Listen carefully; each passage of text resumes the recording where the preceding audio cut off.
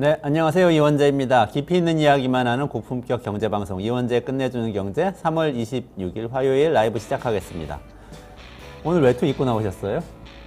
날이 다시 조금 쌀쌀해진 것 같아요. 이틀 전에는 굉장히 덥더니 어제는 비가 오고 추워지는 듯 하더니 밤사이에 또 비가 계속 와서 쌀쌀한 듯한 느낌이었어요. 바로 이게 사과값을 올린 겁니다. 기후변화. 자, 3월 20일에서 30일 사이에는 사실 이틀 전 같은 그 일부 지역에 18도까지 올라가는 이런 기온이 잘 나타나지 않아요. 근데 이런 기온이 나타나면 어떻게 되냐면 사과꽃 같은 경우에 보통 4월 중순 돼서 피는데요. 날씨가 따뜻해졌으니까 벌써 나갈 때가 됐구나 하고 얘네들이 꽃봉우리를 뛰쳐나와서 꽃을 피우기 시작하는 그런 애들이 생깁니다. 이 사과 나무들 중에. 그러면 어떻게 되냐. 하루 이틀 있다 이렇게 또 비 오고 춥잖아요. 그러면 된설이 맞고 그냥 꽃이 떨어져 버리는 거예요. 그러면 사과가 나지 않겠죠. 그렇게 해서 올해 사과가 작황이 30%가 줄어든 겁니다. 작년 3월 날씨 때문에. 이게 기후변화죠. 기후변화 때문에 기온이 오락가락하고 예전보다 더워지고 추워지고 하는 일이 반복되면서 작황이 줄어든 거죠. 그게 사과값을 올린 겁니다. 그러니까 이게 할인 지원금 주고 뭐 여러 가지 가격 내리려는 정책을 펼쳐도 궁극적으로는 사과값을 떨어뜨릴 수가 없는 거죠. 데이터가 하나 더 나왔습니다. 농촌진흥청에서 발표를 했어요. 농촌진흥청에서 과수생육 품질관리 시스템이라고 운영을 하고 있는데요. 여기서는 매년 과일나무 꽃 피는 시기가 언제쯤 되는지 예측해서 알려줍니다. 올해도 예측치가 나왔습니다. 평년보다 다들 열흘 이상 일찍 핀다. 이런 예측치가 나왔어요. 사과꽃은 최대 11일. 백꽃은 9일, 복숭아꽃은 12일 빨리 핀다고 하고요. 빨리 피면 어떻게 된다고 했죠? 냉해를 입어서 꽃이 떨어질 가능성이 높고 작황이 줄어들 가능성이 높다. 내후년에도 사과값, 백값, 복숭아값 치솟는 거 예약입니다. 그리고 이게 내년 문제만이 아니고요, 사실. 재배 적지라는 개념이 있어요. 어떤 품종이 있을 때 그 품종이 재배하기에 적합한 곳, 적합한 땅 그런 뜻인데요. 그 땅의 넓이가 우리나라에서 30년 안에 사과의 경우에 3분의 1로 줄어듭니다. 3분의 1로 줄어든다고요. 그러니까 우리는 사과값이 비싸지는 시대에 살고 있는 게 아니고요. 사과가 없어지는 시대에 살고 있는 거죠. 기후변화는 이미 시작됐습니다. 올겨울의 전국 평균 기온이요. 2.4도였거든요. 근데 이거는 평년에 비해서 2도 가까이 오른 거예요. 2도면 엄청나게 많이 오른 겁니다. 강수량도 평년에 2.5배. 올겨울에 비가 온 날이 31일이었다고 하는데요. 이게 사상 최대로 많았던 겨울이었다고 합니다. 기후변화 여파가 사과값 폭등에만 그친다고 생각하시면 절대 안 됩니다. 지금 몽골에서 벌어지고 있는 일을 혹시 알고 계세요? 몽골에 혹한이 찾아왔어요. 몽골에서는 조드라고 부르는데요. 영하 50도까지 떨어졌고 국토의 90%가 눈으로 뒤덮였고 가축이 50만 마리가 폐사해서 몽골은 지금 정말 죽을 맛이라고 합니다. 몽골에 도와줄 일이 있으면 뭐 그 제9호기금이라도 보내줘야 되는 그런 판인데요. 우리나라에서 몽골 가는데 얼마나 걸려요? 비행기 타고 3시간 반이면 갑니다. 아주 가까운 곳이거든요. 사과값 걱정하는 지금이 굉장히 사치스러운 상황일지도 몰라요. 내년이 되고 내후년이 되고 몇 년이 지나면 우리가 그때 사과값 같은 하찮은 거 가지고 걱정했었지 그럴지도 모릅니다. 정부가 이럴 때 마트를 지원해서 사과값 떨어뜨리려고 당장 선거에 도움되는 뭔가 그런 액션을 하려고 할 게 아니고요. 사실 기후변화에 대응을 해야 됩니다. 기후변화를 잡기 위해서 다 같이 나서면 좋겠습니다. 네, 오늘은 윤영중 랩 2050 대표 나오시고요. 정책 통해서 정부의 물가 대책에 대한 이야기 나눌 예정입니다. 그리고 홍희경 서울신문 기자가 새로 오시는데요. 탐사 보도한 내용을 가지고 오실 거예요. 근데 의사나 교사처럼 안정적인 전문직 직종에 계신 분들이 왜 요즘 불만이 많아서 이렇게 시위도 하고 집단 사직도 하고 저항을 하는지 그 사회 현상에 대해서 분석한 탐사 보도 결과라고 하니까요. 좀 기대해 주셔도 좋을 것 같습니다. 1분만 기다리시면 윤영중 대표하고 다시 돌아오겠습니다.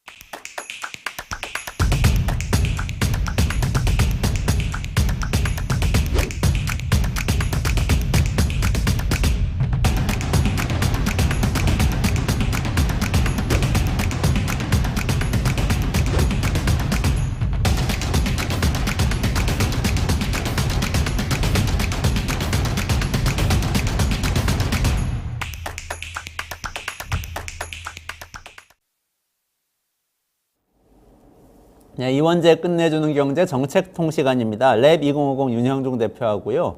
오늘은 정부의 물가 대책 관련해서 이야기 나누겠습니다. 네, 안녕하세요. 네, 안녕하세요. 네, 어서 오세요. 아니, 사과값 얘기가 스멀스멀 시작되더니 이게 대파 얘기로 번진 다음에 꺼지질 않고 이거 완전히 전국적인 정치 이슈가 돼버렸어요. 네. 이거 어떤 상황인가요? 아, 정말 이번 선거는 가히 대파 선거가 될 것 같은데요. 예, 네. 예, 지금 뭐 웃으면 안 되는데. 예, 지금 뭐 어디 파냐 이런 게 중요한 게 아니라 진짜 중요한 건 대파였다. 예. 좌파 우파를 넘어서 대파가 문제다 뭐 이런 그렇죠. 얘기가 예, 나오더라고요. 더 크잖아요. 예. 네.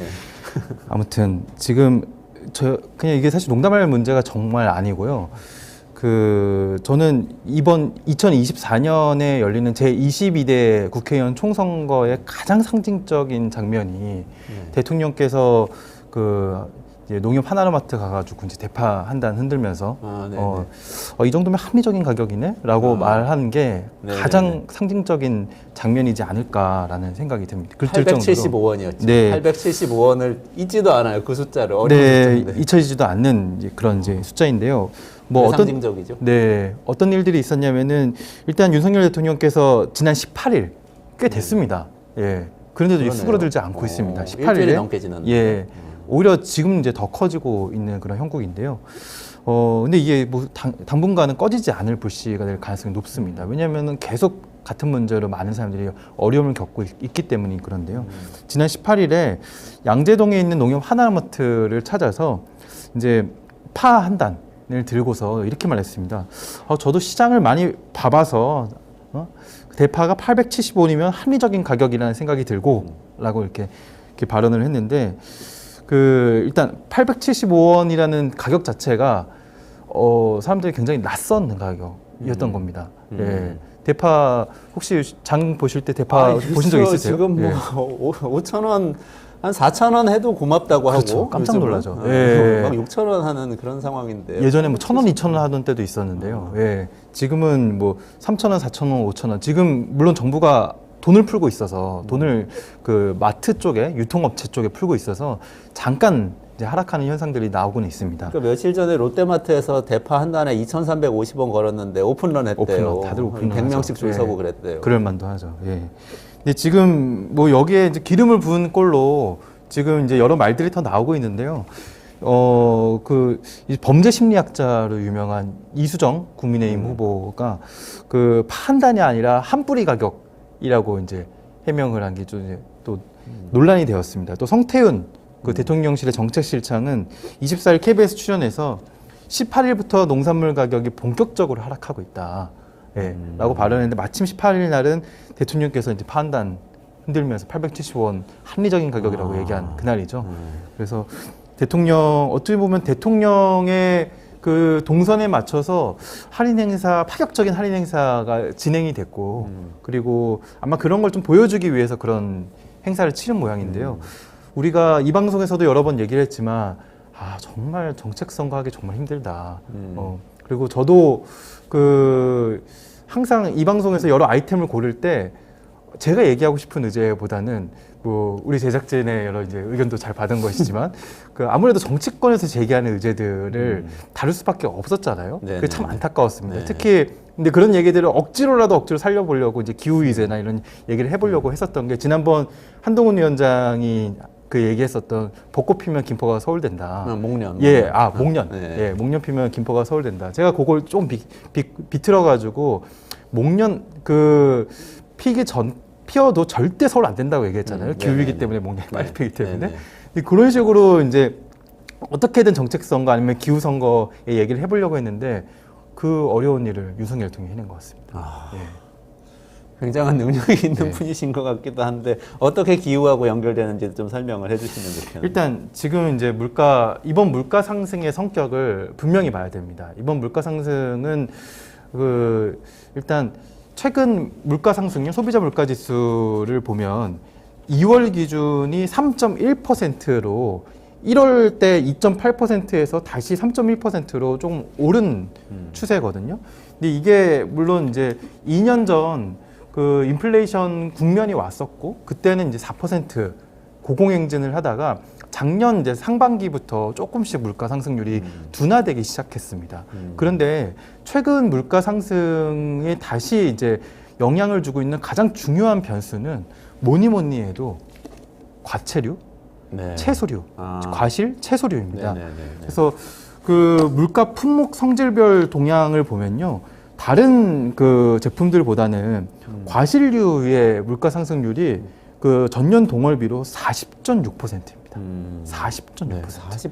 예. 작년 동월 대비 1년 만에 40% 올렸어요. 네, 그냥 과실류라고 그러면은 뭐 사과, 배, 복숭아 같은 복숭아, 과일. 배, 뭐 네. 귤, 뭐 네네네. 우리가 생각하는 모든 과일 종류를 의미하죠. 그게 한두 품목이 아니라 전체 품목의 평균이 네. 40%가 올랐다는 것입니다. 채소류도 12.2%.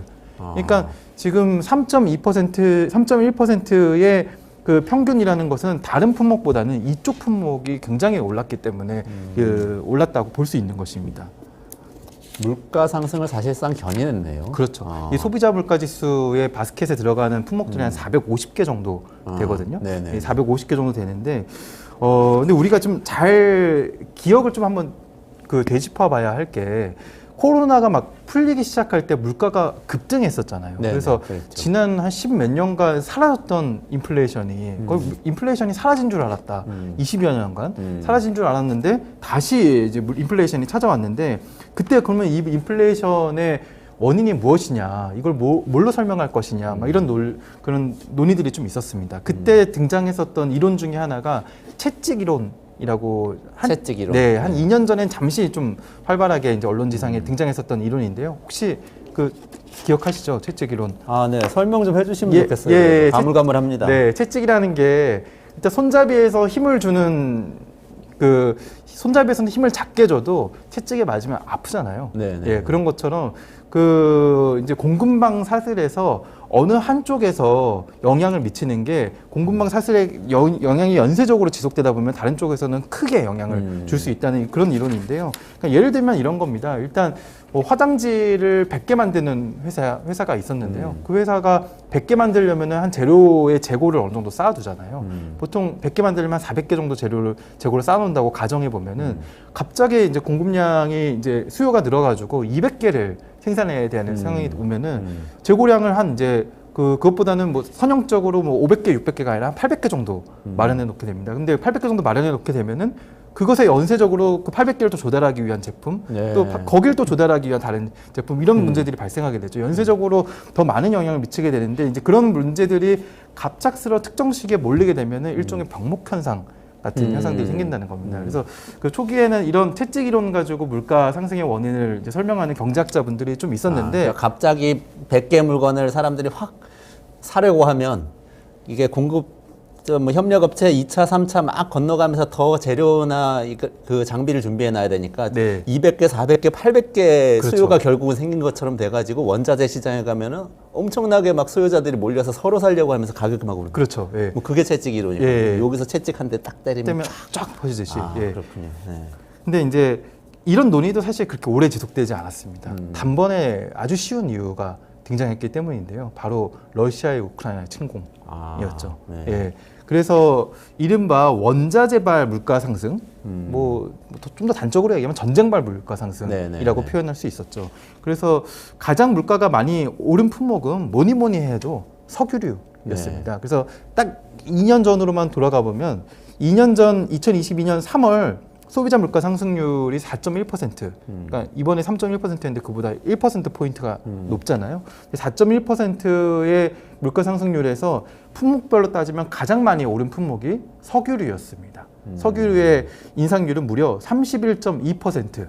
아까 과실류가 40% 네. 올랐다고 네. 했잖아요. 하지만 석유류는 과실류보다 더 많은 부분에 영향을 미치게 됩니다. 예를 들면은 그 물류에도 석유가 들어가게 되고요. 네, 네, 네. 많은 원재료, 뭐 플라스틱이나 많은 원재료에도 그 석유가 들어가기 때문에 석유류가 인상하게 되면은 전반에 이제 물가에 영향을 미치게 됩니다. 그런데 이번 물가 상승의 성격은 그 이전의 물가 상승의 성격과는 완전히 다르다는 그런 특징이 가지고 있습니다. 성격이 다른 게 그 두 가지 때문인가요? 석유 같은 에너지하고 과실료 같은. 근데 이제 그 품목별로 보면은 과실류랑 채소류가 많이 올랐다. 또 곡물류도 좀 많이 오르긴 했거든요. 상대적으로는 좀 과실류보다는 덜 올랐지만. 네. 근데 우리가 과실, 채소, 곡물 이 품목들이 왜 올랐을까? 좀 더 근본적인 이유를 찾아볼 필요가 있을 것 같아요. 아마 사회자께서 오프닝 멘트에서 말씀을 해주셨던 바로 그 근본적인 이유는 기후위기. 기후위기. 기후위기입니다. 그렇죠. 네네. 이 사과는 대표적인 혼행성 작물이라고 해서 서늘한 기후에서 잘 자라는 작물이잖아요. 그리고 가장 대표적인 산지는 어디로 알고 계세요? 가장 대표적인 산지요? 네.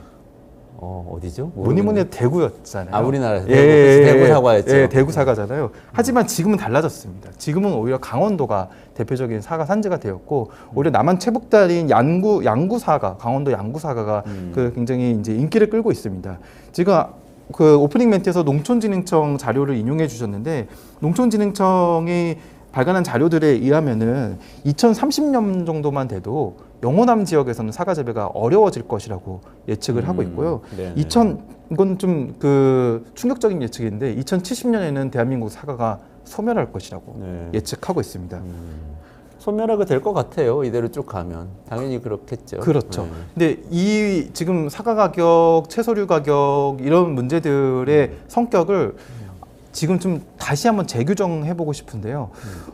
제가 관찰한 바에 따르면 그 도대체 기후위기가 사람들한테 어떤 영향을 주는 것이냐, 그리고 우리가 체감할 수 있는 공기가 그 온도가 뜨거워진다, 이걸로 해서 날씨가 자주 변한다, 이런 문제들이 자주 지적됐지만 실제로 피부에 와닿는 어떤 고통을 주느냐, 가끔 이제 재난이 일어나는 거 말고는요. 근데 제가 보기에는 이번에 가장 단적으로 피부에 와닿는 영향을 주는 사례가 아닐까 싶어요. 그리고 첫 번째 기후위기발 인플레이션이 발생한 그 그렇죠. 사건이 아닐까 싶고요.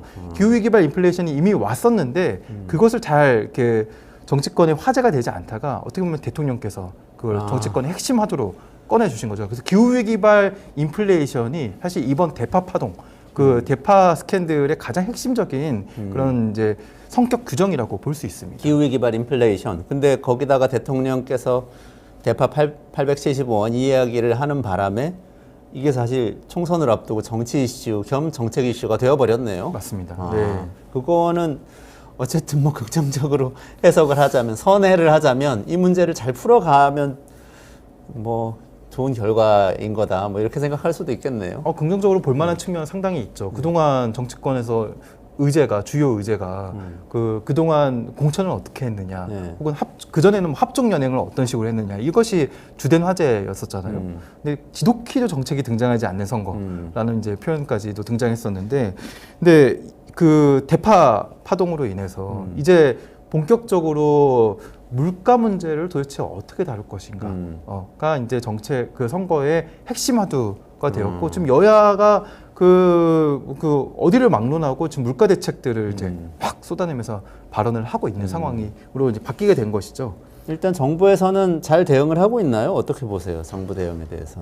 그렇지만 이게 그 물가만큼 정책적으로 다루기 또 어려운 의제가 또 없습니다. 예, 그 물가 문제는 아마 기재부도 그 내놓는 발언이나 정책과는 톤과는 달리 사실은 잘 알고 있어요. 물가 문제 다루기 정말 어렵다는 것을. 하지만 본인들이 어렵다라고 인정해버리면 국민들이 더 불안해하니까 이제 그렇게 인정하진 않지만, 이 마땅한 정책 수단이 존재하지 않는 게 또 물가입니다.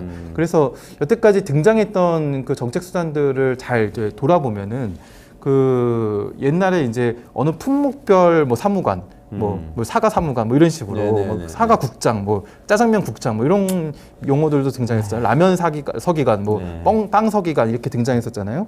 그러니까 그 한 품목을 가지고 정부가 집중적으로 들여다보면서 물가가 오르는지 안 오르는지 감시하는 형태, 그거가 아니면 그 여태까지 등장했었던 정책들, 특히 윤석열 정부가 집권하자마자 물가 문제가 가장 핵심 화두였기 때문에 가장 먼저 다룬 정책이었거든요. 그때 등장했었던 정책들은 이런 정책들이었습니다. 예를 들면은 뭐 관세, 수입 물품의 특정 물품의 관세를 뭐 면제해 준다든지, 아니면은 뭐 커피나 코코아 원두의 부가가치세를 갑자기 면제를 해준다든지, 관세나 부가가치세를 감세해 주거나 면제해 주는 방식의 정책들을 집권하자마자 막 발표했었거든요. 그런데 뭐 여론도 싸늘할 뿐더러 물가에 아무런 영향을 그렇죠. 미치지 못하는 네. 거예요. 관세나 부가가치세 감세 같은 경우에는 일단 판매자들에게 그 부담을 좀 덜어주는 효과는 있으나 판매자들이 그 덜어진 세금만큼 그대로 판매 가격에 반영돼야 되는데 그 판매자들에게 그런 이제 선의를 기대하고서 정책을 피면 안 되는 것이잖아요. 네, 네. 지금 사실 지금까지 했었던 제일 중요한 정책은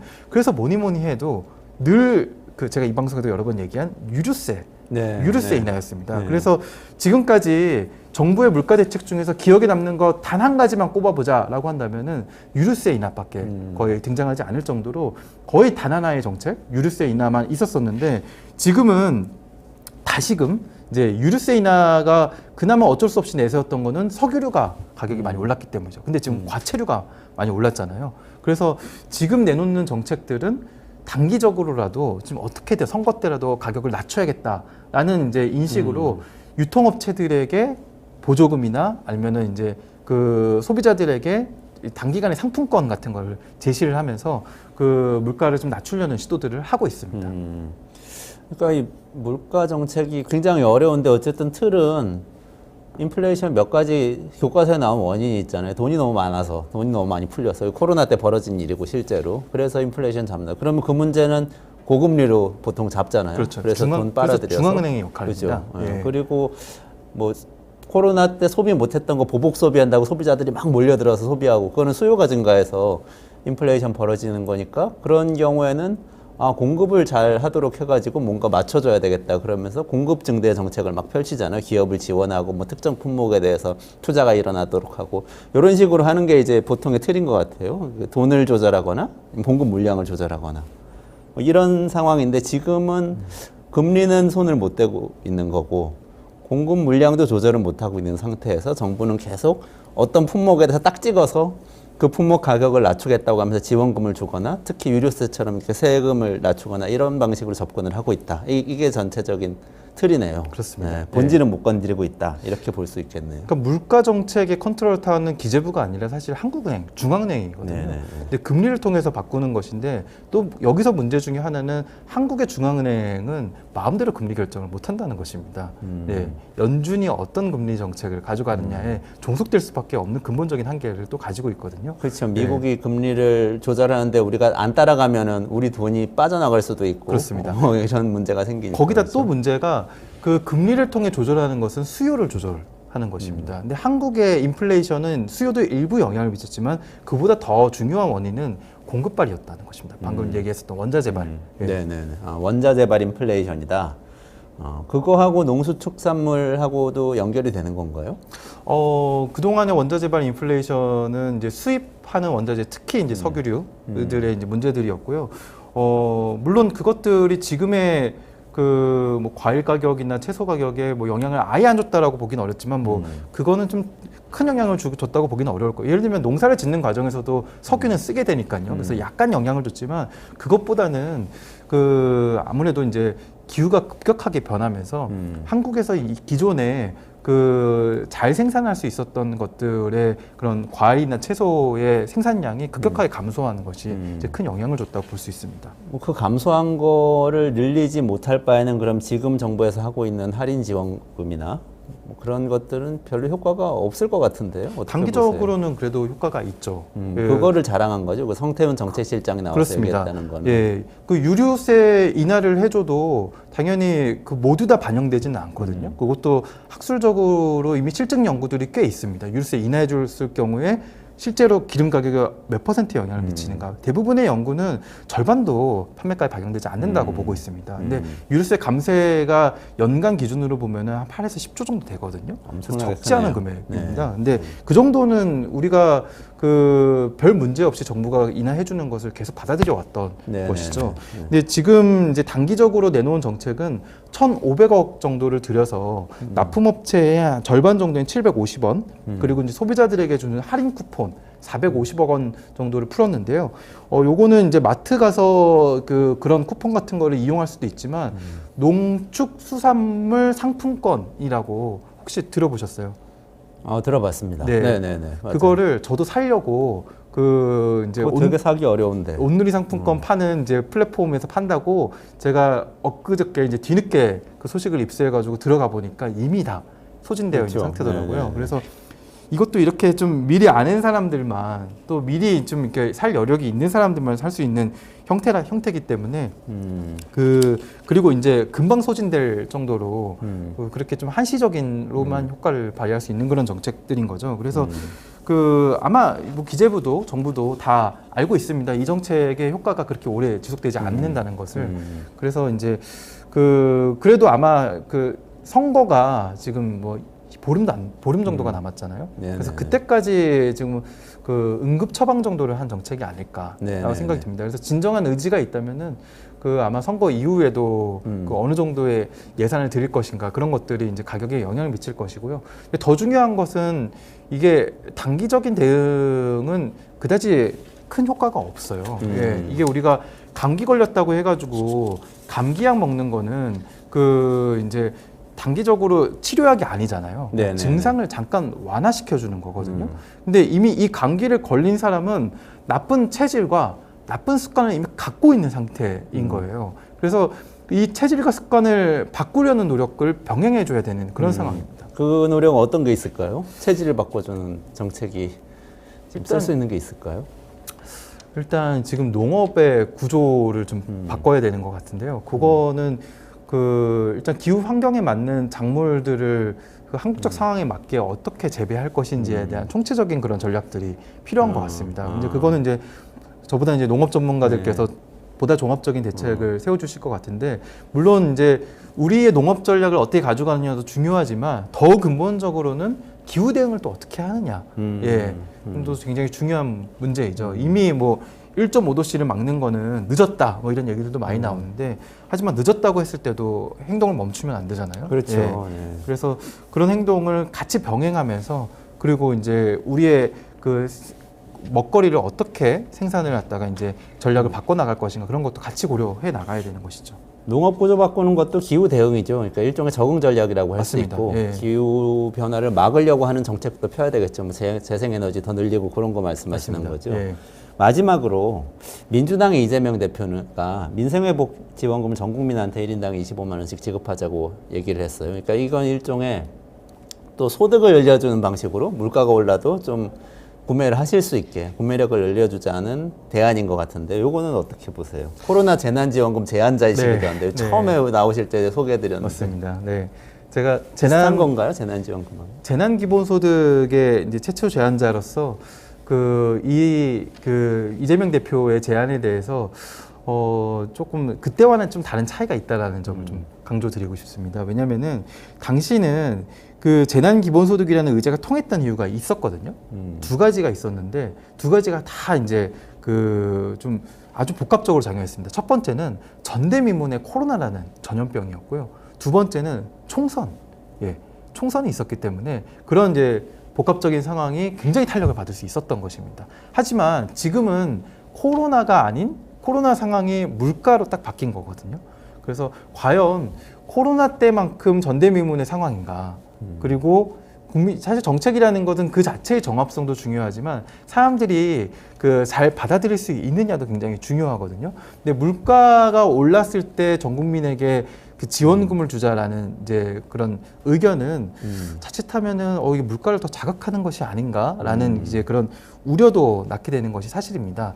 근데 이제 지난 재난지원금 논쟁 때 저는 열심히 얘기했고, 또 김경수 전 지사도 같이 얘기했지만 사장된 논의가 하나 있었습니다. 그게 무엇이냐면은 전 국민에게 지급하되 그 연말정산 때 선별적으로 환수하자라는 제안을 같이 내놨었거든요. 네네네. 그렇게 한다면은 그 풀린 돈도 어느 정도 또 회수도 할 수 있고, 또 선별적 지원과 같은 효과를 발휘하게 되거든요. 네네. 훨씬 더 효율적인 방식으로. 그리고 그 해에 돈을 더 많이 번 분들은 나중에 더 그렇죠. 세금을 조금 더 걷게 부담하게 되는 것이죠. 예, 사실상의 선별적인 효과를 직접 어려운 분들을 찾는 것보다는 훨씬 더 쉽게 해줄 수 있는 그런 효과가 있습니다. 그리고 사실 기본소득이 그런 식의 형태거든요. 네, 주는 네, 것뿐만 아니라 네. 거두는 체제를 어떤 식으로 바꿀 것인가까지도 같이 고려하고 있는 재분배 시스템인데, 이런 얘기를 저는 많이 해왔지만 그 굉장히 공론화하기가 쉽지가 않더라고요. 네, 네. 하지만 지난 재난지원금 그리고 이제 전국민 민생회복지원금도 사실 어느 정도는 그런 이제 맥락에 있는 제안이라고 보입니다. 저는 그래도 한동안 이재명 대표가 기본소득 얘기를 안 하다가 민생회복지원금 얘기하는 거 보고 아 그래도 기본소득에 대해서 진심이고 원래 약속했던 걸 계속 지키려고는 하는구나 이런 생각은 들었어요. 물론 뭐 그 논의 과정은 말씀하신 대로 네. 여러 과정이 있겠죠. 반대도 많을 거고 그렇지만 일관성이 있다는 면에서는 높게 평가를 합니다. 저는 기본소득 연구자기도 하고 그래서 그런데 오늘 시간이 다 돼서 일단 여기까지 진행을 해야 될 것 같은데요. 오늘 얘기를 정리해 보니까 어쨌든 지금 정부의 이 물가 대책은 뭔가 문제를 제기하는 역할은 약간은 약간 이상한 에피소드를 통해서 대파 흔드는 이벤트를 통해서 문제 제기된 측면이 있고 그거 자체는 괜찮은데 대책은 굉장히 대증적 요법이다. 단기적인 대책이고 기후위기와 관련된 대책이 반드시 있어야 되겠다. 이렇게 정리를 해주신 것 같아요. 맞습니다. 네. 그 정도까지 듣고 오늘 마무리하도록 하겠습니다. 윤형중 랩 2050 대표님하고요. 물가 대책에 대해서 이야기 나눠봤습니다. 조금만 기다리시면 홍희경 기자하고 같이 우리 전문직들이 왜 이렇게 불만이 많은지 파헤쳐 보도록 하겠습니다.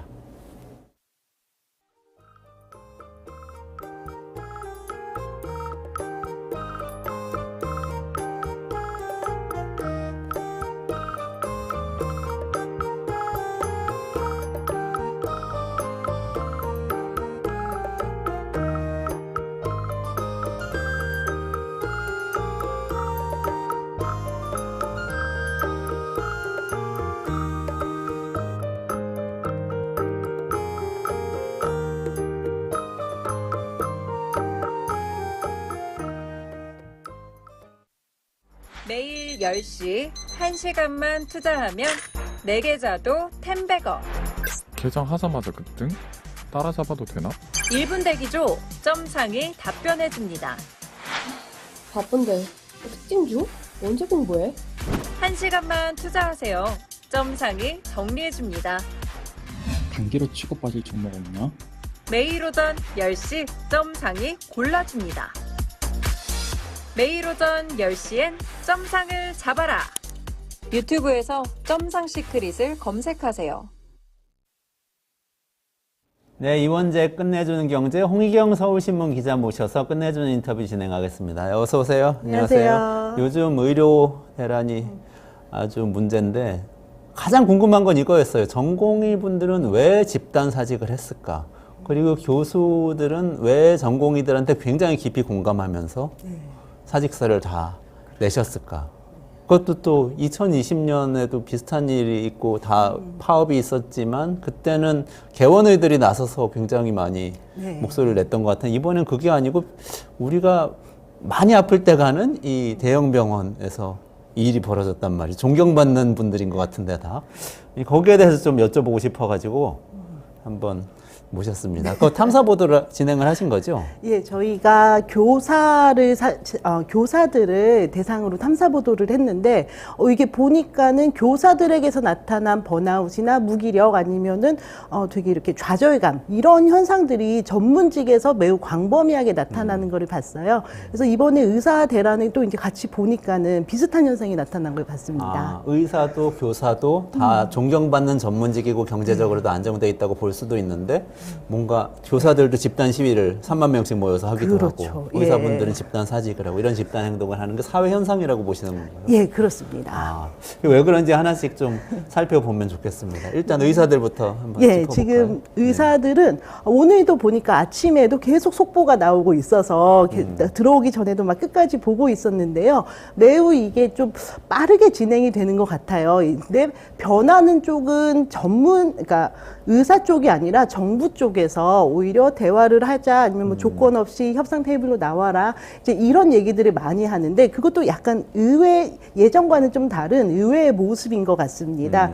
그런데 그게 왜 그런가 보니까는 저희가 의료 파업을 되게 익숙하게 생각을 했던 면이 있어요. 왜냐하면 지난 2000년대 초에 그 2000년에 의약분업 파업이 있었고 불과 4년 전인 2020년에 아까 말씀하셨던 것처럼 그 광화문에서 시위하고 하는 그런 모습을 봤기 때문에 이번에도 비슷할 것이다라고 했는데 이번에는 말씀하신 것처럼 좀 다른 양상이 계속 나타나고 있습니다. 이번엔 확실히 다른 거군요. 예, 생각이 다릅니다. 같았네. 네. 어떻게 다른가요? 이번엔 다르다고 처음에 사실은 그 얘기를 전공이나 전문 그 의대 쪽에서 많이 얘기를 했습니다. 근데 저희는 그냥 MZ 의사들이니까 세대가 다르니까 다르겠지 뭐 이런다든지 아니면은 집단 행동을 할 경우에는 사법 처리가 동반이 되니까는 이번에는 그거를 좀 피해서 기술적으로 개별적으로 사표를 내는 거겠지 이런 식으로 이걸 좀 기술적인 요인으로 봤어요. 그런데 의사들이 지금 전공의들 같은 경우는 사표를 쓰고 6주째 돌아오지 않고 있거든요. 이게 생각보다 지금 장기화되는 거는 실제로는 저희가 뭔가 구조적인 모순을 놓쳤기 때문에 그런 면이 있다고 보고요.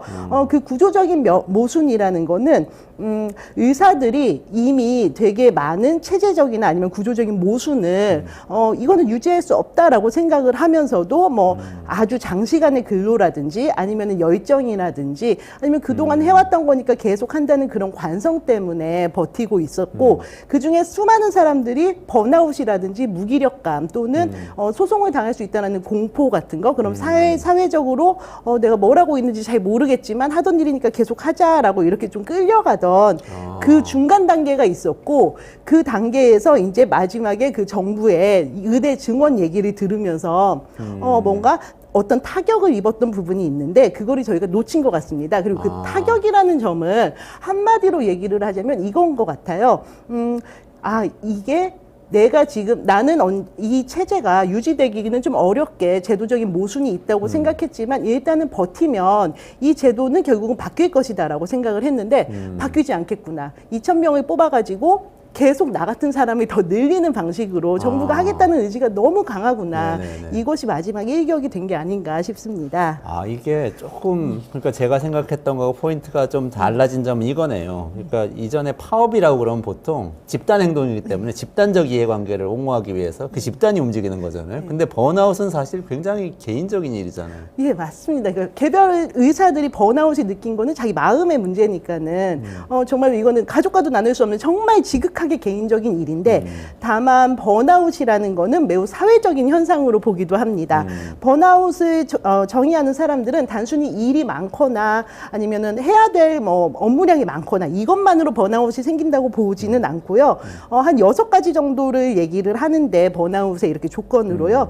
근데 번아웃에서 가장 물론 이제 일이 많은 건 기본적인 조건이겠지만 업무나 시스템에 대해서 과도 그 통제력을 잃었다고 느꼈을 때 그 조건이 충족될 때 그 개인이 번아웃이 느낀다는 거예요. 그러니까 어떤 일을 할 때 내가 가질 수 있는 재량이 줄어들고 또 내가 했을 때 그 예측했던 일들이 나오는 게 타인에 의해서 간섭받고 이런 일들이 반복돼서 좌절을 겪을 때 번아웃이 생기는 거이기 때문에 번아웃은 분명히 개인적인 현상이지만 또 제도와 상당히 밀접한 영향을 받는 그 정신적인 스트레스 상태인 것 같습니다. 그래서 이제 의사 개개인들이 이제는 번아웃이나 뭐 그로기 상태에 이렇게 빠져 있는데 이번에 의대 정원이라는 정부 조치가 사실은 나온 거고요. 그래서 좀 나온 첫 번째 반응이 이전과는 달랐던 점이 이건 것 같아요. 그러니까 2000년 아니면 2020년 이때는 이런 일이 벌어지면은 의협 지도부라든지 아니면 다른 의사 단체 장이 딱 나와서 우리 언제까지 해서 파업을 하고 개원의들은 어떻게 하고 이렇게 행동 지침이 쭉 나오는 상향식 그게 이루어졌다면은 하향식으로 했던 거죠. 네, 위에서 딱 이번에는 결정해서. 지도부 자체가 다 사퇴하셨어요. 그래서 의협에서도 지도부가 먼저 사퇴를 하고 그다음에 서울대에서 교수협의회가 만들어졌는데 의대교수협의회도 갑자기 중도 사퇴를 하시고 그래요? 심지어는 전공의 대표들도 사퇴를 했습니다. 아예 구심점이 없었던 거예요. 근데 그거의 첫 번째 원인은 너희가 뭉쳐가지고 이런 일을 선동을 할 경우에는 우리가 처벌하겠다라고 워낙 그 정부가 강공 대책을 내세웠고 또 약간 무서운 정부이기도 하고 그런 것도 있었지만 그것보다는 그 전공의들의 반응이 우리가 뭉쳐서 정부 정책을 꺾어보자 막 약간 이런 식보다는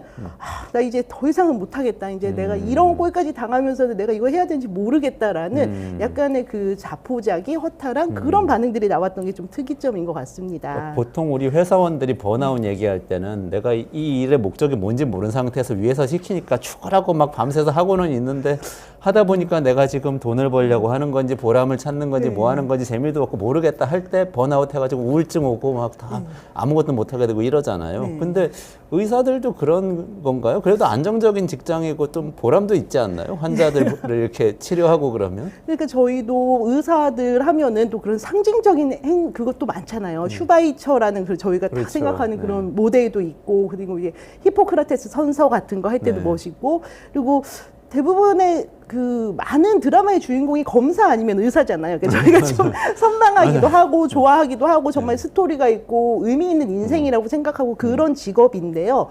근데 그게 세대별로 보거나 아니면은 지금 하고 있는 일로 보면은 꼭 그렇지만은 않다. 그러니까 언제나 좋을 수는 없으니까 어떤 과정에서는 정말 싫은 순간이 있고 또 어떤 과정은 정말 제도적인 모순이 나타나는 부분이 있다라는 게 있었는데요.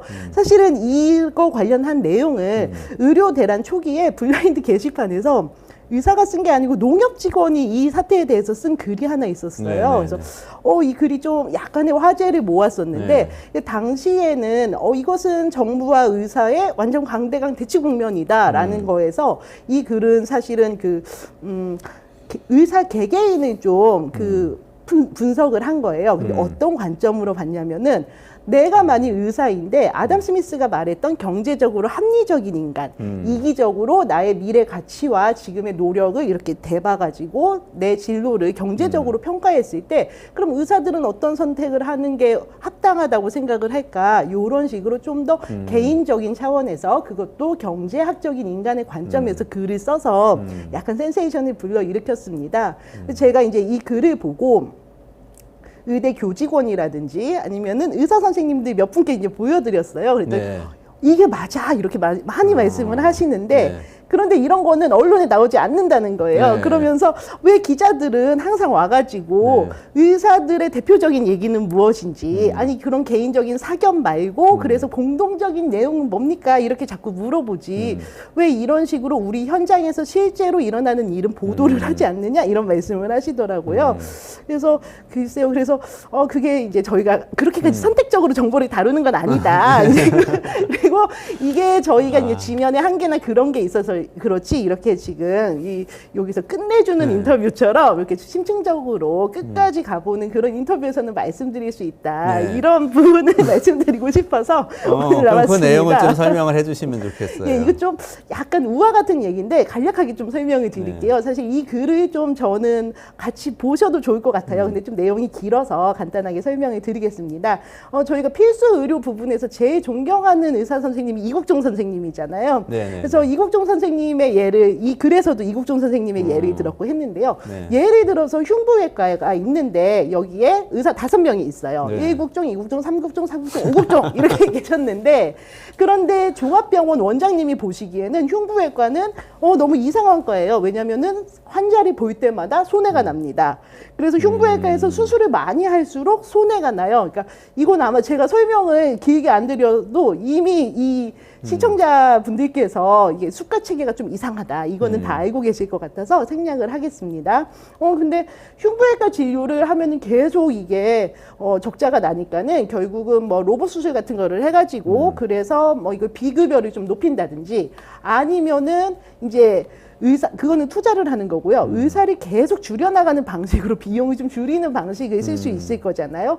그래서 1국종, 2국종, 3국종, 4국종, 5국종 중에서 그래 우리는 1국종, 2국종만 남고 나머지는 좀 안 되겠다. 왜냐하면 계속 적자가 나니까 이제 이런 식으로 해서 3, 4, 5국종이 나가게 됩니다. 여기서 이제 궁금한 거는 그러면 1국종, 2국종도 나가라고 하지라고 할 수 있겠지만 3차 진료기관 종합병원이 되려면 어쨌든 흉부외과라든지 소아과라든지 이런 필수적인 과는 다 갖추고 있어야 되니까 그래서 그 최소한만 유지를 하는 거죠. 그러면은 1국종, 2국종이 뭐 기존에 500명의 환자였다면 그거를 다 해야 되니까는 너무 힘이 들잖아요.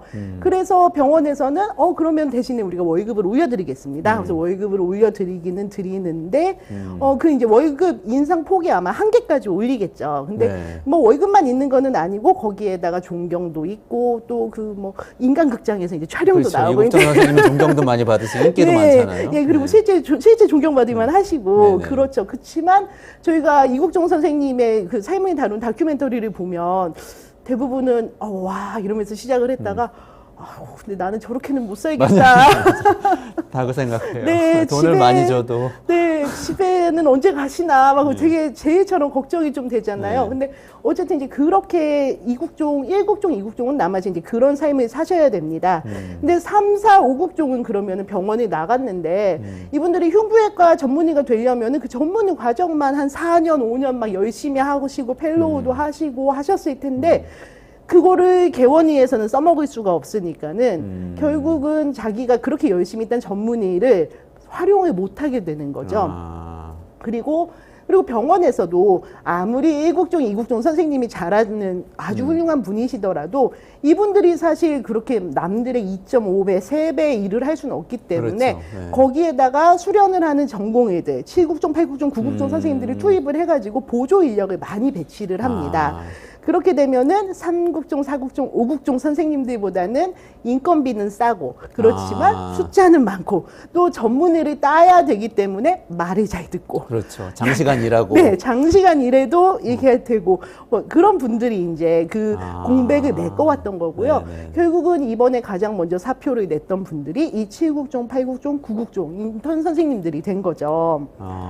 근데 아니 근데 원래는 그분들 그렇게 바쁘기 때문에 의대 정원을 늘려가지고 더 많이 투입하면 좀 덜 일해도 되지 않겠냐 이런 생각도 사실 많이 했던 건데요. 예, 그렇긴 한데 7국종, 8국종, 9국종이 좀 신기하잖아요. 왜냐면은 전문의를 따지 않더라도 그냥 나가서 바로 개업을 할 수가 있어요. 그리고 그렇군요. 또 이런 네. 분들이 최근에 이제 그 미용 의료가 워낙 떴기 때문에 그러니까 제가 듣기로는 코로나 전에 비해서 미용 의료 쪽에서 페이 닥터를 하면은 월급이 2배가 됐다고 하더라고요. 그래서 네.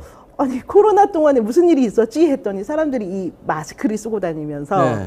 그러면서 이제 뿌띠 성형이나 이런 것들이 그 상시화됐다고 하더라고요. 그러니까 예전에는 뭐 연휴가 있거나 사람 만날 일이 없을 때 이제 그걸 주로 했었다면은 예, 이제 어느 순간부터는 항상 마스크를 끼기 때문에 이게 오히려 더 많이 한 거예요. 코로나 때. 그래서 저희가 주로 실비보험이 너무 보장력이 세지면서 그런 일이 생겼다라고 네. 했는데 이거 마스크로 또 변수를 잡는 분도 계시긴 하더라고요. 어쨌든 성형 수요도 늘고 그러면 네. 그쪽에서 개원의 뭐 피부과나 성형외과 네. 같은데 개원의들이 수입은 더 좋아지고 네, 수입은 좋아지고요. 그런 상황이 됐어요. 네. 자, 그럼에도 불구하고 이런 상황에서도 7국종, 8국종, 9국종이 전공의를 남았던 거는, 아무리 봐도 3국종, 4국종, 5국종 선생님처럼 저렇게 전문의를 따고도 이 일을 못하고, 또는 1국종, 2국종 선생님처럼 계속 갈아 넣으면서 일을 해야 되고, 그러니까 그러니까 한 명이나 두 명이 있다는 거는 그냥 당직을 매일매일 서거나 아니면 항상 대기를 하고 있어야 된다는 거잖아요. 네네. 그러니까 이건 사실은 불가능한 업무 체계인데 그렇기 때문에 이것이 언젠가는 개혁이 될 것이라는 막연한 기대가 있었을 거라고 봅니다. 왜냐면은 그만큼 너무 이게 좀 불안전하다고 할까요? 그러니까 불안전한 체계니까요.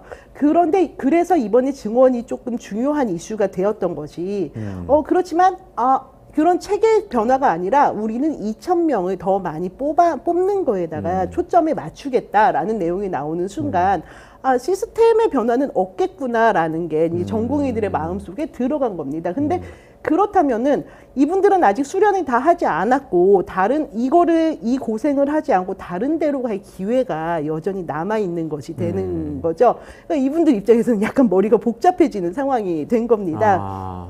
그래서 그리고 그 3국종, 4국종, 5국종 요 선생님들은 저희가 언론에서 사실 잘 다루지는 않는데 이분들 입장에서는 이분들이 조금 전문의 하시다가 나가신 분들이죠. 나가셨는데 예, 여전히 자기는 이제 흉부외과에 대한 꿈도 있을 것이고 그 사명감도 여전할 것이고 무엇보다도 이런 걸 해서 관련 논문도 쓰고 이런 거에 더 하고 싶으셨을 거 아니에요. 그리고 이거를 사실은 이번에 의사들과 대통령과의 싸움이다 이렇게 많이 말씀들을 하시지만 실제로 그 개인적인 차원으로 들어가 봤을 때는 이분들이 이런 상황임을 알면서도 전공의를 했던 배경 중에 하나는 아마 부모님이 아니셨을까 싶어요.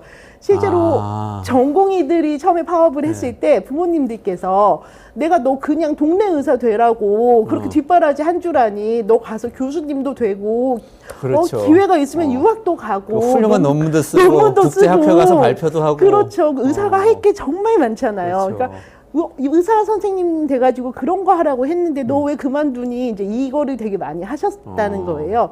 근데 실제로 부모님이나 아니면 주변의 기대를 생각하면은 전공의들이 이게 시스템에 모순이 있어도 어쨌든 3년이나 4년을 내가 잘하면은 전문의를 타는 거고 그런 기회가 넓어지고 이런 것들을 봤을 거란 말이죠.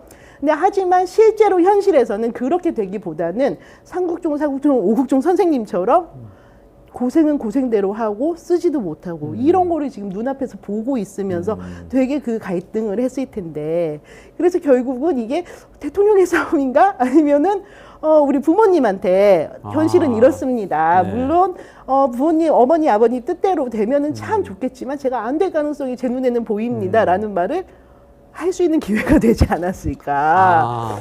정말 미시적인 분석이네요. 그거. 네. 부모님의 기대로부터 벗어날 수 있는 명분이 어떻게 보면 생겼을 수도 있겠다는 말씀이신데 아까 말씀하신 것 중에 3, 4, 5국종 선생님들은 나가서 그러면은 개원을 하시거나 이렇게 살고 계실 거잖아요. 그렇죠. 그럼 그분들은 코로나 때나 이럴 때 오히려 더 이전보다 수입이 많아지셨을 수도 있겠어요. 뭐 종합병원에서는 어쨌든 뭐 이분들에게 더 연봉 많이 드렸다고는 하지만 그렇죠. 개인차가 아무래도 있겠죠. 의사들도 사실은 개원으로 가면은 되게 천차만별이니까 어떤 상황인지를 저희가 확실하게 알 수는 없지만 그렇지만 아마 이분들이 종합병원에서 받는 것보다 훨씬 더 여유 있는 삶을 살면서 그보다 조금 낫거나 아니면 비슷한 수준의 월급을 받더라도 이거 좀 문제가 있다. 시스템에 문제가 있다라는 생각을 하셨을 것 같고요. 그리고 2,000명을 증원을 해서 근데 그 2,000명이 정말로 필수 의료 그 진단과에 전문의가 되기 위해서는 한 15년 정도 수련 기간이 필요하다는 거잖아요.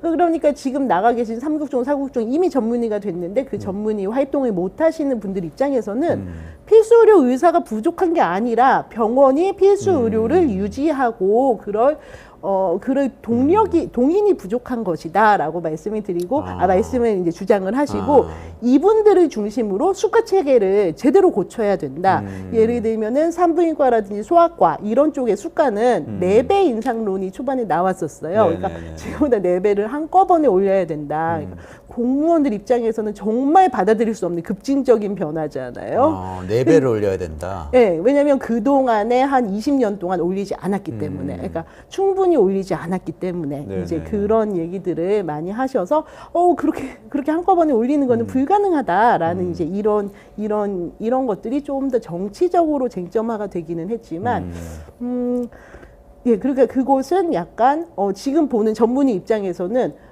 멀쩡히 있는 전문의는 제대로 활용을 하지 못하면서 새로 뽑아서 새로 기르겠다고 하는 그 정책 자체가 이해가 안 되는 정도가 되었을 것으로 보입니다. 그러니까 지금 생각해 보니까 대형 병원의 필수 의료과라고 할 수 있는 뭐 흉부외과나 뭐 내과라든지 뭐 이런 데들의 경우에는 전공의들도 그 길을 가겠다고 어쨌든 선택을 한 분들이네요. 그러니까 수술하다가 사고 나면 소송당하고 위험할 수도 있지만 그래도 이건 중요하니까 하겠다고 생각하고 또 부모님의 기대도 굉장히 많고 하니까 교수도 돼야 되고 명예도 중요하고 존경도 중요한 분들, 돈이나 뭐 이런 것만 중요한 게 아니고 그런 분들인데 가보니까 주 80시간 일해야 되고 이런 상황이고 문제는 굉장히 많고 그렇지만 언젠가는 이게 풀리겠지 하면서 기대하고 있었는데 이번에 정부가 의대 증원해서 풀겠다 그러니까 이거는 시스템 안 바뀌겠구나 하고 좌절해서 집단 사직했다. 그렇습니다. 그래서 이게 지금 의대 사태가 터진 게 한 8주 정도 됐잖아요. 근데 이게 약간 선후 관계가 잘못됐다라는 얘기를 많이 하는데 왜냐하면은 제일 처음에 전공의들이 얘기한 것이 구조적인 개편을 먼저 한 다음에 증원을 얘기하자. 그래야지 증원을 과학적인 수치로 얘기할 수 있다라는 말씀을 되게 많이 하셨어요. 근데 이제 실제로는 지금 결과적으로 보면은 8주 동안의 과정이 좀 반대로 나오고 있습니다. 그러니까 의사들 사표 쓴 전공의들은 지금 돌아오지 않고 있고, 그래서 거기다가 어제부터 이제 교수님들까지 같이 사표를 내고 요렇게 좀 강경책이 나가니까는 그 동안에 최근 들어서는 정부가 소아과라든지 이런 산부인과의 수가를 획기적으로 올리겠다 이런 얘기들이 많이 나왔고요. 오늘 이제 2024년 예산안이 나오는데 이게 약간 의료계에서는 반사적 이익인지 부수적 이익인지 부수적 피해일 수도 있겠죠. 나중에 결과를 보면. 근데 실제로 그런 필수 의료 그쪽 수가를 올리고 재정 지원을 하는 예산이 되게 많이 항목으로 반영이 돼 있더라고요. 아, 그래요? 네. 네, 근데 사실은 이제 전공의들의 얘기는 그런 것들을 먼저 좀 하고 그 다음에 의대 증원 그걸 한 다음에 그럼 어느 정도 이제 좀 재편이 되면은 그때 의대 증원 규모를 얘기해야 된다라고 한 건데 완전히 이게 지금 거꾸로 되면서 전공의들이 계속 그 약간 이런 기분이 좀 들 것도 같아요. 이거는 정말 기분의 문제이지만 정부가 이게 문제라는 걸 알고 있었으면서도 의대 증원부터 먼저 쟁점화를 했다라는 부분이 약간 좀 더 그 협상에 어려움을 겪게 하는 그런 요인이 아닐까 싶습니다. 그러면은 당장 어떻게 해야 돼요? 앞으로 어떻게 이거를 말씀하신 거는 어쨌든 의대 정원부터 얘기한 거는 순서가 잘못됐다. 다른 게 먼저 왔어야 한다라는 건데 그러면 지금은 어떻게 접근할 수 있어요? 그런데 되게 재밌게도 역시나 또 순서의 문제이기는 한데 좀 방향을 잡고 가기는 해요. 이게 참 재미없게 흐르는 얘기긴 한데 이런 딜레마 상황을 풀려면은 역시 대화하고 타협하고 이런 거밖에는 답이 없기는 할 겁니다. 근데 그럼 누구랑 대화를 하느냐? 그러니까 그러네요. 아까 종합병원의 구성원만 보더라도 전문의와 전공의 그 필수 의료 구성원만 보더라도 전공의 생각이 다르고 그다음에 그 1국종, 2국종의 마음이 다르고 3국종, 4국종, 5국종은 지금 이 판에 끼지는 못하셨지만 분명히 하실 말씀이 많고 이렇게 복잡하잖아요. 근데 의사를 전체적으로 봤을 때는 개원의들이 또 있으시고요. 그러니까 또 그다음에 지금 뭐 이제 의사만 그런 게 아니라 PA라든지 간호사라든지 되게 심지어는 대학 총장님들까지 되게 이제 확전이 된 상황이잖아요. 그래서 정부가 대화 파트너를 누구로 삼아야 되는지 이제 이 부분을 고르는 것도 되게 어려워진 상황이 된 것 같습니다. 그래서 근데 이제 이번에는 그래도 어쨌든 그 의료인 협의체를 구성을 해서 4월부터 대통령 직속으로 해가지고 논의하기로 했다고 하는데 근데 또 거기에서 2,000명은 뭐 이제 그 상수로 둬야 된다. 이제 이런 논의는 계속 되고 있고 해서 조금 복잡한 상황이기는 합니다. 그런데 가장 큰 우는 저희는 좀 어떻게 보냐면은 사실 전공이나 아니면은 의사들은 병원이 어떻게 변하고 의료 체계가 어떻게 변하고 이런 거에 되게 민감하세요. 민감하실 수밖에 없잖아요. 자기의 그렇죠. 일이니까. 하지만 저희처럼 이제 환자 같은 경우는 병원에 늘 가는 것도 아니고 또 그리고 정부 당국자들도 항상 그 현장을 아는 거는 아니란 생각이 듭니다. 왜냐하면 그것은 초반에 나왔던 반응을 보면 조금 나오는데요. 보건복지부나 아니면은 정부 쪽에서 또 그리고 의협의 지도부에서도 이번에는 의사에게 지지 않겠다. 의사는 항상 정부를 이겼다라는 게 나왔었는데요. 이 말 자체가 어떤 거를 얘기를 하냐면은 우리가 2020년에 부족했던 부분을 상쇄하고 이번에는 그거를 보완해서 가겠다. 그러니까 정부의 시점 자체가 2020년에도 우리가 협상을 잘 할 수 있었는데 의사들이 반발했을 때 이런 부분에 밀렸고 이제 그거를 복귀를 해놓은 상태에서 이번에는 2020년에 이 실수를 반복하지 않고 가겠다라는 입장이었거든요. 근데 의사들 입장에서는 2020년과 2024년의 의료 현장은 너무 달라져 있었다는 겁니다. 그리고 심지어는 이거 2020년만 해도 어느 정도는 좀 그렇게 시각차가 뭐 4년 차이니까라고 생각을 하지만 제가 최근에 여러 논의에서 이런 시각차가 있었구나라고 싶었던 부분들이 뒤늦게 알게 된 부분들이 몇 개가 있는데요. 예를 들어서 이번에 정부가 의료 개혁을 하면서 소비자들 또는 환자들에게 좋은 점으로 의사가 늘어나면 3분 진료가 줄어듭니다. 이 얘기를 참 많이 하셨어요. 그리고 저희도 이제 유럽에서 진료를 할 때는 의사 선생님이 정말 집안의 숟가락 개수까지 뭐 어떻게 밥을 먹는 방식까지 물어본다 막 이제 이런 환상들이 있었는데요.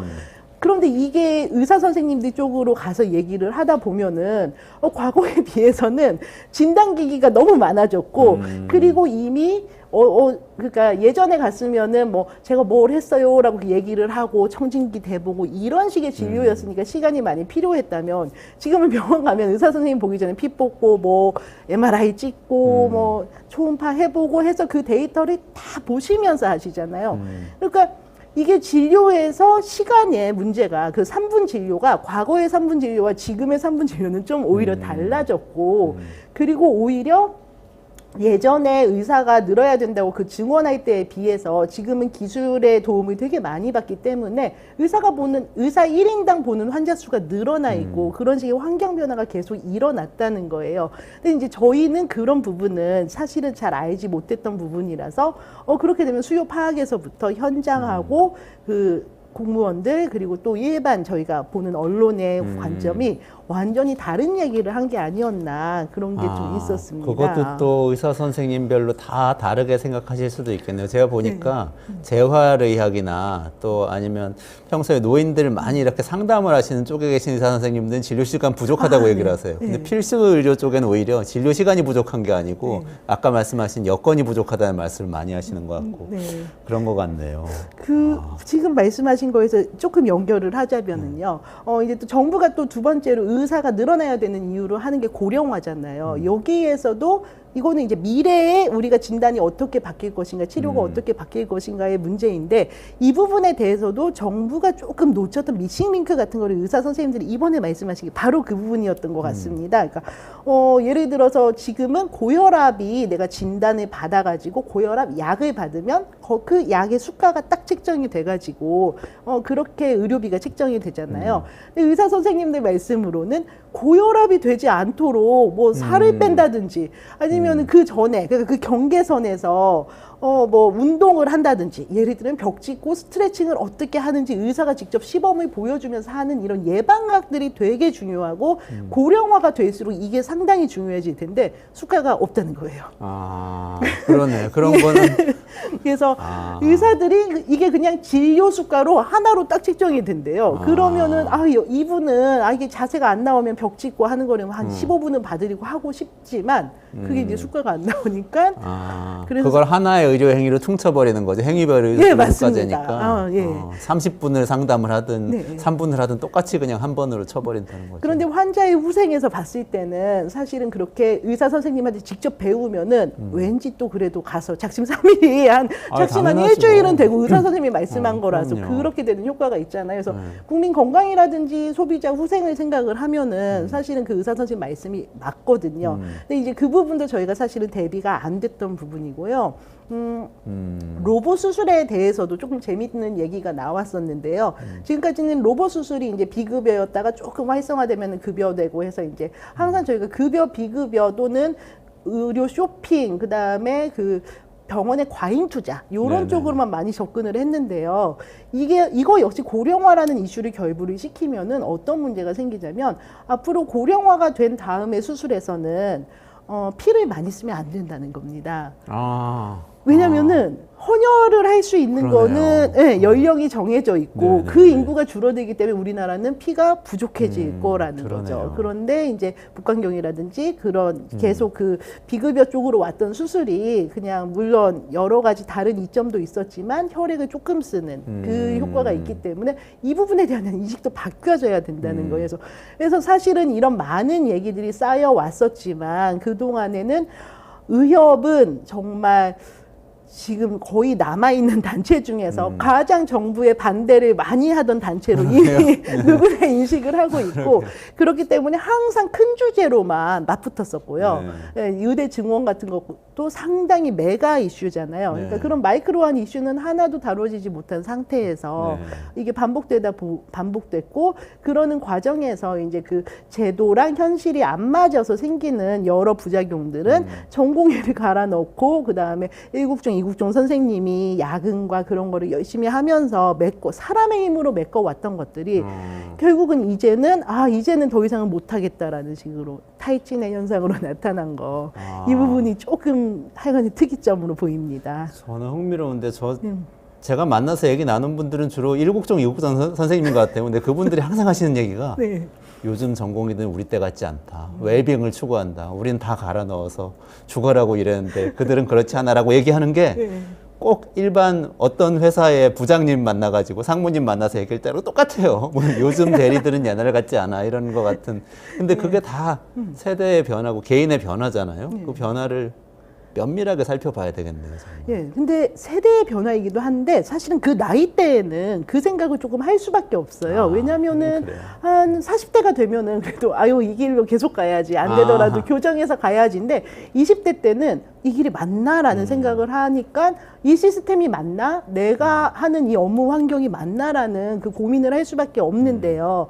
근데 지금 계신 지금 계신 아마 그 전문의 분들, 그러니까 교수 선생님들이 아마 한 40대, 50대실 거예요.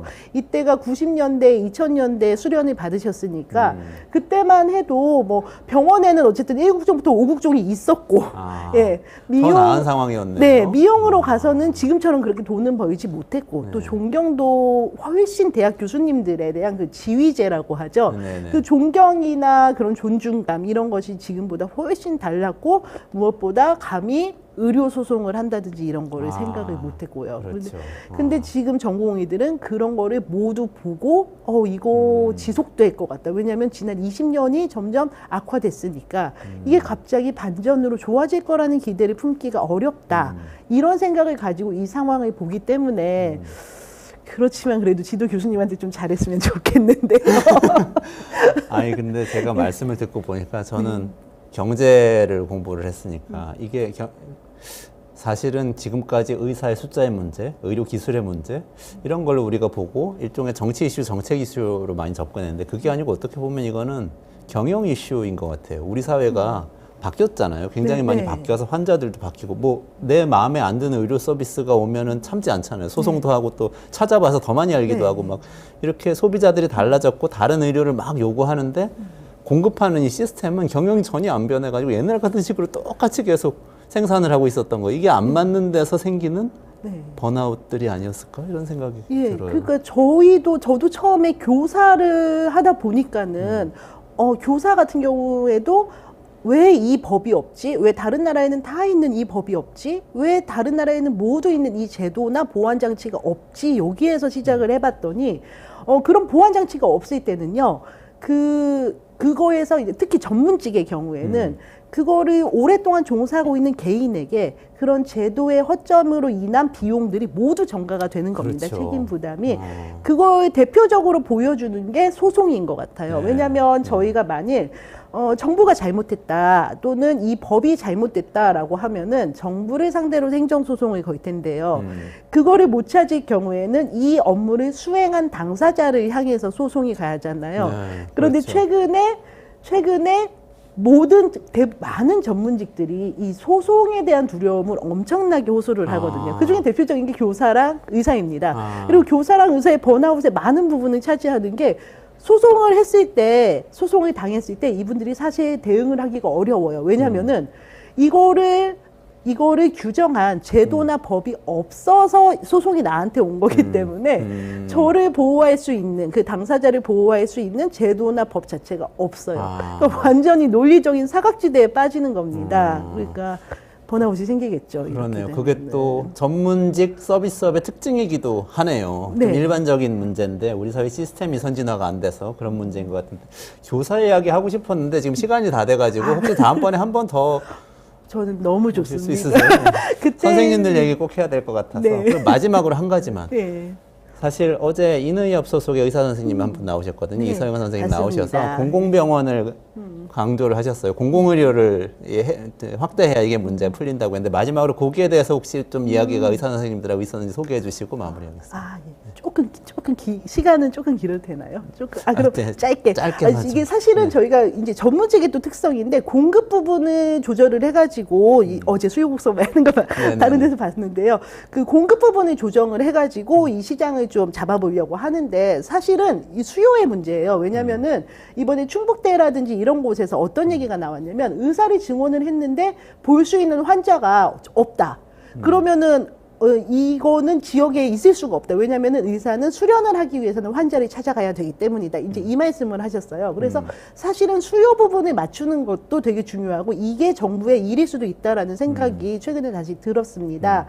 그런데 그럼 수요를 어떻게 조절할 것이냐를 생각하면 이것도 조금 복잡한 문제가 되는데 지금처럼 의사랑 의사랑 정부는 어쨌든 모여져 있는 집단이기 때문에 합의가 되지만 수요는 그렇게는 조정은 아마 안 될 거예요. 그렇죠. 그래서 넛지 전략이 필요하다고 생각을 합니다.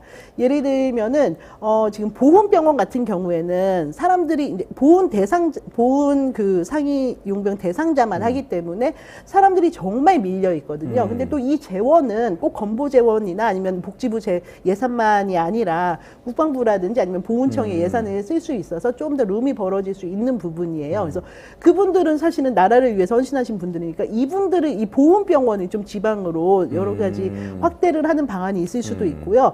사실은 이제 빅5에 몰리는 이유는 자식된 도리 때문이기도 하잖아요. 그러니까 그렇죠. 아유, 엄마가 암에 걸리셨는데 제가 아유, 어머니 그냥 편한데 가까운 데 가세요 하면 안 될 것 같은 그래도 좀 빅5 가시죠 하고 싶은 거. 근데 만일에 이거를 저희가 인구 구조는 지금 쭉 변하고 있으니까 50대 여성에 특화된 병원, 여성 병원이라든지 아니면은 뭐 관절이 안 좋은 어떤 그런 병원 아니면 뇌 질환만 지금 국립암센터처럼 그렇게 특화 질병을 만든다면요.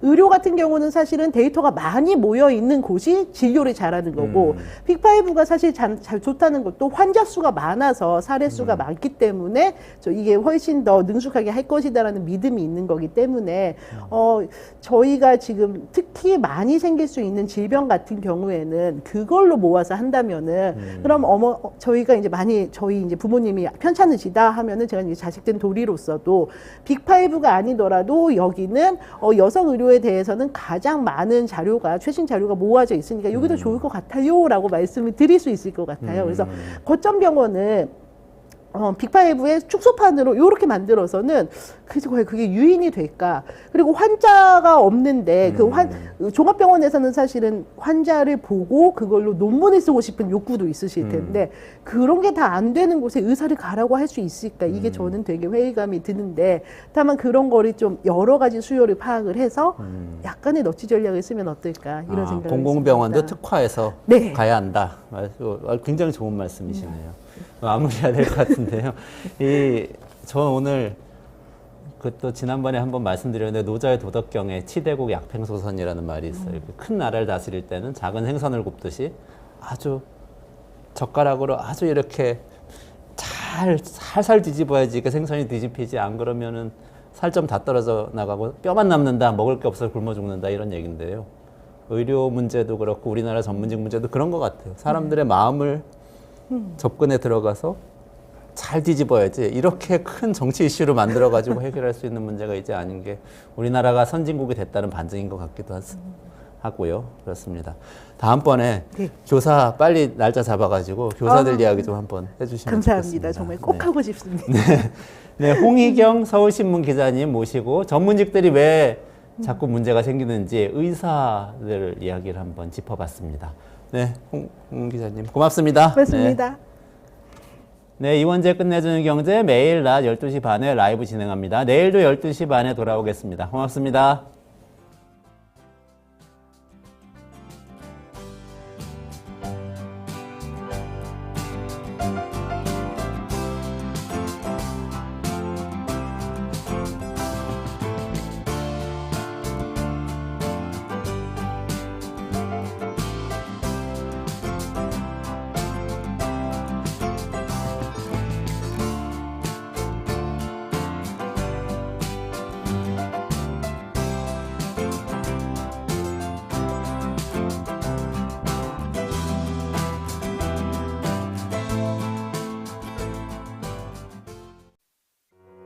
우리 아이 재단에서 뜻을 함께할 정기 후원자분들을 기다립니다.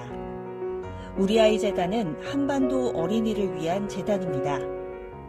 배고픈 어린이들에게 영양 가득한 국수를 보내고 영유아 자폐 조기 검사 지원, 베이비박스의 이유식 정기 배달, 중증장애 미취학 아동들을 지원하고 있습니다.